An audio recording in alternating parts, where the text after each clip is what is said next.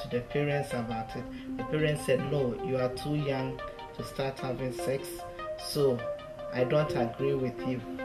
And the child goes back to the house after this, what is going on. He can just go ahead and get it. Yeah, because the doctor will see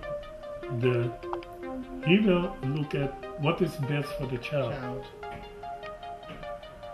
Well, viewers, this is a very sensitive topic. One, if your child is sexually active and there's nothing you can do about it, it's better to support her with the House Act to get the right contraceptive. If you say no, whether you like it or not, the child can still get it even from the apotheke. And maybe he's not going to get the right and it's going to give him, problems in the future. So please, let's take this very, very serious and let's deal with, the reality. But you can be strict and they will do it all the same. So it's better to keep your child safe than just being strict. I think there is a step before that, Veronica. I think we are coming back to how do I communicate with my child? What kind of communications do I talk with my child about when to start having sex? You know? And if you never have touched the topic, and suddenly you're being confronted, your sex is sexual active, what kind of ground do you have to convince the child for not being sexually active if you never talk about sexuality? So I will advise parents to start talking about sexuality in an early age. What age? I would say from the moment they have a way of understanding. Start asking questions. Start telling them age-appropriate information. Start giving them age-appropriate information, because from childhood on, there was a boy or a girl will ask, why don't I have that organ and my sister have it or my brother have it? At that young age. Yeah, on that young age, you start educating them, giving them the information that they can process. And by starting at that age, during the years, it will get easier for you as a parent also, because then you're practicing how to bring the difficult subject, because a lot of parents think that way, that talking about sexuality is difficult. It isn't if you're used to it. If you don't practice, everything is difficult. But if you start from the beginning by addressing sexuality as part of life, as part of the education that you have to give to your child, it will get easy, because you need to prepare your child that their body is going to change. That as girl you will get menstruation and you will get breast and your body will change and the shape will change. And boys will get interested in all those changes. The same with the boy. Their body is gonna change, they're gonna get that dream, their voice is gonna change, they will get hair grow in their faces, things like that. You need to prepare the child for those things. Okay. So you really need to prepare the child earlier so that it won't be difficult to talk about these things. Precisely. Around this 15, 16 age. And at the same time, the same hormones who are playing a role in the female part, the same hormone are going to start playing with the boy, because the boy can get sexual active. And most of the time what you see is that the parents are focused in keeping the virginity of the girl intact, but not talking about the virginity of their son. But it is as important to educate your son that they need to be careful that if they gonna get sexual active, to use the condom, to learn them to negotiate with the girl they are having sex with in using condom, and educating the girl to use anticonceptive, so that they don't get practice. Well, sometimes we forget that the boys can also get, because we think he's going outside to get somebody's some other person's child pregnant, so we are really just protecting ours. So it's also very important. Yeah, you need to protect both of them, because maybe your son, he feel the urge to have sex, but he is not prepared to be a father. Yeah, it comes back to you. Precisely, so it will come back to you. And maybe you as a parent are not prepared to be a grandparent. No.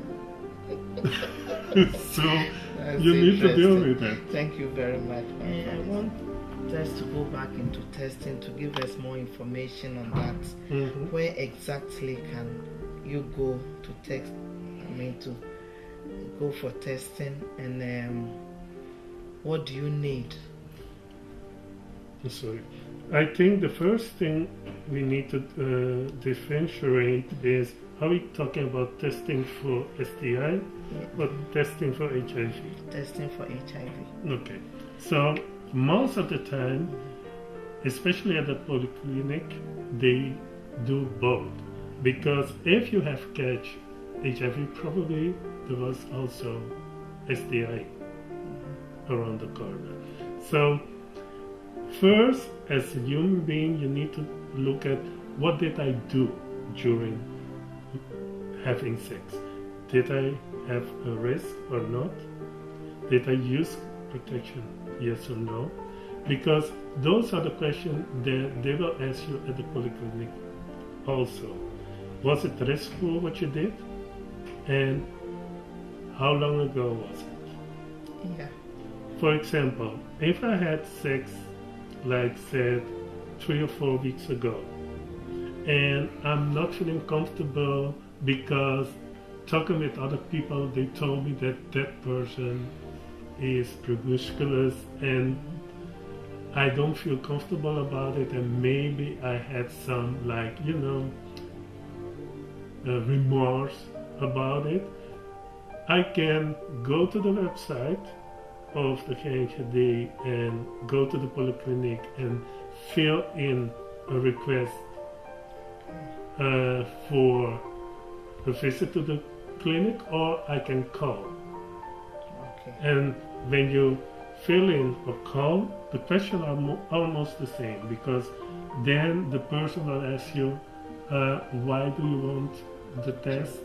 Have you had restful sex? So yes, how long ago? Because as we all know, to look if you have catch something, you need to give the microorganism, if it is a bacteria or a virus, the time to your body can react to them. We call them antibody. So you need those antibody to see if you have been in touch with it, yes or no. With the HIV, how soon do you have to test more? It depends on the situation. Maybe unprotected sex. Yeah, let me say that. If you have unprotected sex, between 4 to 6 weeks, it is possible, but it isn't sure to say, oh, you have been in touch with it. Most of the time, it is between the 6 and the 3 months that you can say for sure, you know what, you have catch HIV. So you have to be in touch with it, because people can see it in your blood. Because the way they do the test is by taking some blood from you and do the analysis. But if you have been in a rape or an assault, then it is the best that you come immediately, and then they will take blood and they have another protocol for that one. But for people who are just because they have unsafe sex, they will ask you how long it was and what are the possibilities, and then they will give you an appointment. you have to think as the person who wants to do the test on certain things. What about if the test is positive? How are you going to react? Do you have the support around you so that people can give you the support when they give you the result? How are you going to live with the HIV? Because those are the questions also that they will ask you at the polyclinic. Have you thought about it? Have you thought about how to deal with the fact that you're positive? Have you thought about who you're going to talk with it about it? Things like that. And it is good to realize that it is not something that, oh, I want to know it, and you didn't prepare yourself for the answer. Okay. You know, you need to prepare yourself also for the answer. Can you deal with it? If you cannot deal with it, what do you need to deal with it? And that's the question that they will ask you also at the polyclinic. Before the test. Before the test. It's the same that they will advise you that when you're coming to get the result, come with somebody who can give you some support. Which I don't think people really. But because of the stigma and taboo, yeah, people will not tell somebody else, you know what, I'm going to polyclinic to get a test. Yeah. But it is very important to think about those things because it has a big impact on your life. So think about, who do I trust to go with me? So, because it's going to take time to sit in the waiting room, they're going to tell you, they're going to take the test, and as a human being, we need somebody to express the feelings we are experiencing. I want to be honest with you, because of the stigma and taboo attached to this, it's very difficult to bring somebody with you to know the results. Does the KKD have like a social worker or somebody? The person who is going to give you the result is going to take her or his time to really prepare you and to guide you. But at the same time, that person is there at that moment, but you are going home. After that, if maybe to person as a support system, that you can have confidence in them, that you can talk with them about it. Is there a law? Maybe somebody is married and the person gets tested positive and doesn't want the partner to know, or don't send the results to my house doctor. Does it end there, or you are? I mean, it's a plate that you have to bring your partner in.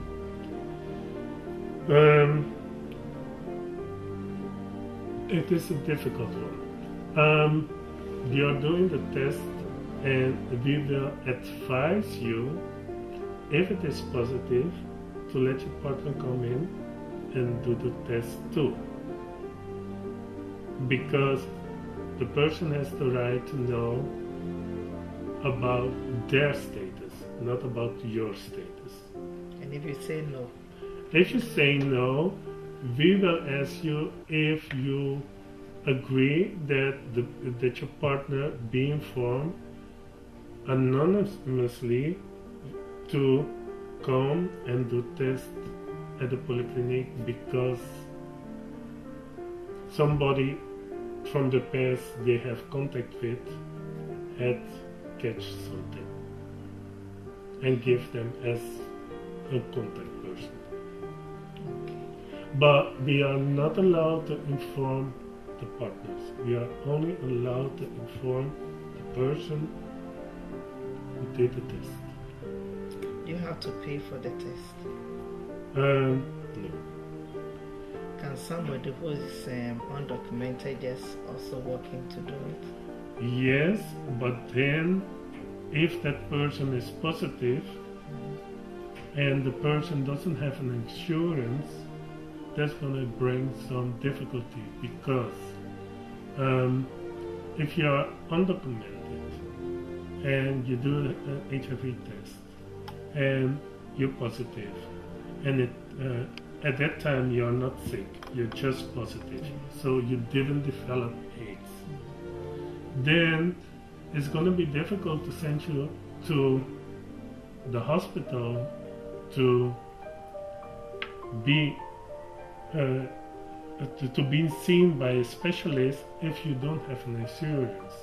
So you need to think about it when you are undocumented, how you're gonna deal with it if you're positive, and how do I get the treatment that I need further. So those are tricky things. There are some, they call it voorzieningen. What's the proper word in English? Like, you can go to the hospital if it is life-threatening. You can try to go to the hospital and ask for treatment, but it depends on the states you're in. Because, like you can be positive and not sick. You can be positive, but your viral load are high, and your CD4 word measurement for how good your resistance is low. Then maybe they will get you into treatment, but who is going to pay the treatment? Then probably you have to pay it yourself. If you can't afford it, then you don't get the treatment. If it is life-threatening, so if you are sick, for example, a lot of undocumented who have been diagnosed being positive, they became ill and then needed to go to the hospital, and there they found out that they are positive, and then they will treat you because it is life-threatening. Juan, I would like to come back to this. For our time, I think we'll run up with this interview for now, and I'd really like to come back again if you make time for me No to problem. go more into the testing and how people living with HIV should go on from there. Okay, no problem. What's your last word for our viewers? I think that keep it safe and be honest with your partner about what you expect from them. Keep it safe. Yeah. Wow, that's been very interesting, and I don't know what will come out of this next time. But I would like to thank you once again You're welcome. for talking to GAM TV, and we'll see you again next time. Okay, thank you very much. Thank you very much, viewers, for watching. I think your feedbacks has been tackled, and we've really learned, and Juan has really educated us a lot the interview today. He said